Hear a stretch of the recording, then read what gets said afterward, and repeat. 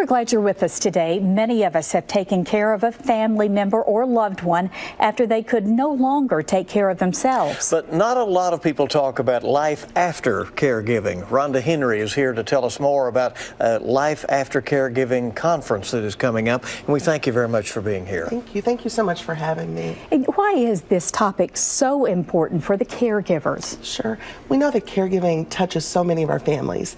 And so, we know that this issue of life after caregiving, once that responsibility is ended, then what? Well, that's not something we talk about a lot. There are lots of bereavement resources, throughout our community that are available, but this seems to sometimes be an aspect that we just don't really address.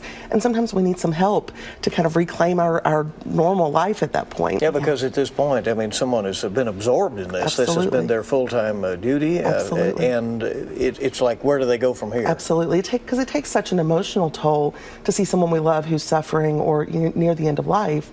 And then once that's done, to understand, how do I reclaim life? I think sometimes we get permission to be sad. We have to remember that we also have permission to move on with our own lives as well and be happy again. And nobody helps guide you. So how do you help people cope? Sure. One of my roles at the university is as a mental health clinician, so we do this individually with folks. We know that it can be helpful for people to talk to family, friends, or a professional like our office, but also things like journaling or things that can help us remember the loved one that has passed. And that's exactly what this type of workshop is going to address. You have Linda Barrett coming in Yes. as a featured speaker. Yes. What will she be talking about? Yeah, Linda is an assistant visiting professor of gerontology at the University of Miami in Ohio.